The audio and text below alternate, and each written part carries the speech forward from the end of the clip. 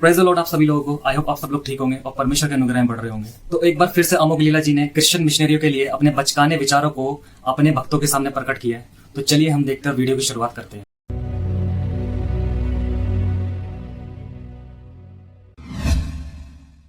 जैसे कई Christian missionaries हैं भारत में जब आते हैं, सो दे हैव दिस कॉन्स्पिरेसी। तो उन्हें क्या करते थे, वो कहते देखो ये तुम्हारे विग्रह हैं कृष्ण भगवान जी के, राम जी के, नरसिंह भगवान जी के संगमरमर।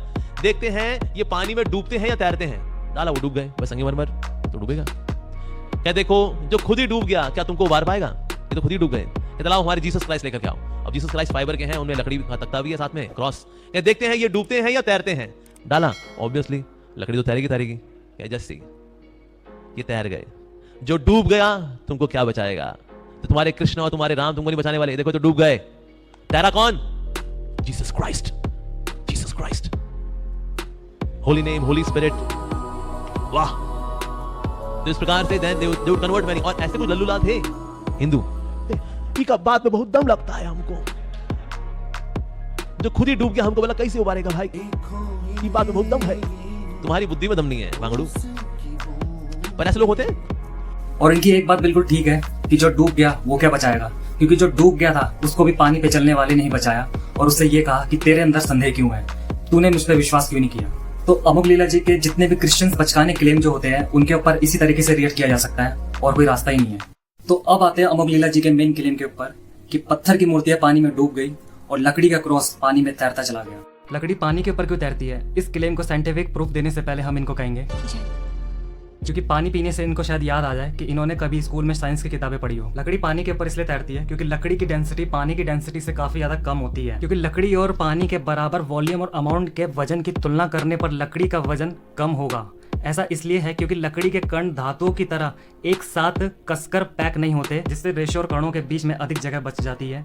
ये कम डेंसिटी होने के कारण लकड़ी के टुकड़े पानी पे तैरने का कारण बनते हैं। इसलिए लकड़ी, प्लास्टिक और बैलून पानी के ऊपर तैरते रहते हैं। और इसके अपोजिट जब हम पत्थर की बात करते हैं तो पत्थर की डेंसिटी पानी की डेंसिटी से कई ज़्यादा हाई होती है, क्योंकि पत्थर के कण आपस में इकट्ठे होते हैं, पैक्ड होते हैं और ठोस होने के कारण पत्थर पानी में डूब जाता है और यहाँ तक कि छोटी से छोटी कील और स्टील भी पानी में डूब जाती है। साइंस की किताबें आने से पहले लोगों को लकड़ी के बारे में अवेयरनेस थी, इसलिए लोग एशियन टाइम से लेकर अब तक लकड़ी की नाव का यूज किया करते हैं। तो एक तरफ अपनी सिविलाइजेशन को 5000 साल पुरानी बताना, इतनी एडवांस और ग्लोरीफाई बताना, और दूसरी तरफ अपने लोगों को इतना अनजान बता देना कि उनको पत्थर में और लकड़ी में अंतर ही पता नहीं चला।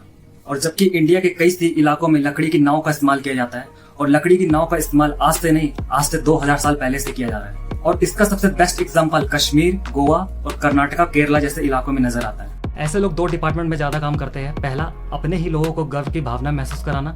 दूसरा, अपने ही लोगों को पीड़ित बताकर उनकी भावनाओं के साथ खेलना और उनको ये बताना कि हमारी सभ्यता को क्रिश्चियन मिशनरियों ने और मुगलों ने आके खराब किया है।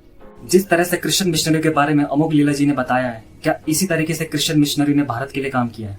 भारत में कई ऐसे बड़े समाज सुधारक रहे हैं जिन्होंने क्रिश्चियन मिशनरियों के साथ मिलकर काम किया, जिसमें सबसे बड़े दो नाम राजा राम मोहन रॉय और स्वामी विवेकानंद जी का आता है। इन सब लोगों ने क्रिश्चियन मिशनरियों के साथ मिलकर भारत की उन बुराइयों को खत्म किया जो उस समय में भारत के विकास के लिए सबसे ज्यादा खतरनाक थी, जैसे बाल विवाह, सती प्रथा, लड़कियों को स्कूल न भेजना और मेडिकल एजुकेशन और टेक्नोलॉजी जैसे मुद्दों के ऊपर जटिल काम करना।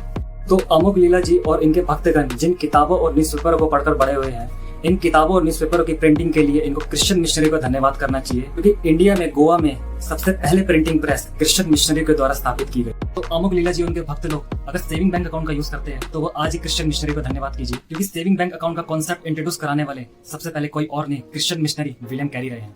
ऐसा इसलिए किया गया क्योंकि उस जमाने में पैसे वाले लोग गरीब लोगों को 35 से लेकर 72% तक की इंटरेस्ट पर पैसा दिया करते थे। तो इस बोझ से निकालने के लिए विलियम कैरी ने सबसे पहले सेविंग बैंक अकाउंट का कॉन्सेप्ट भारत में इंट्रोड्यूस किया। और बहुत से ऐसे बड़े बड़े काम जो क्रिश्चियन मिशनरी के द्वारा भारत के विकास के लिए किए गए, समय की कमी के कारण इस वीडियो में कवर नहीं हो सकते। लेकिन भारत की प्रगति इस चीज की गवाही है कि मिशनरियों ने न केवल इस देश की उन्नति के लिए काम किया, बल्कि भारत को वो सभ्य समाज भी दिया जो किसी भी देश की प्रगति के लिए जरूरी होता है। तो जितना कंट्रीब्यूशन क्रिश्चियन मिशनरियों का भारत में रहा है, उसका 1/3 भी आज तक किसी भी मीडिया संस्थानों ने और इवन के किसी भी पॉलिटिकल ग्रुप ने डिस्कस नहीं किया।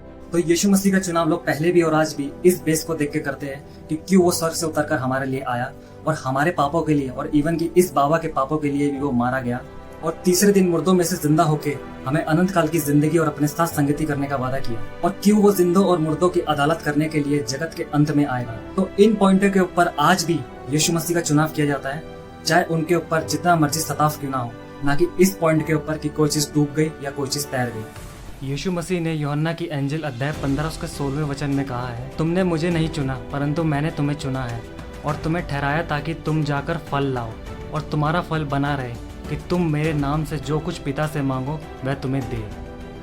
आमीन।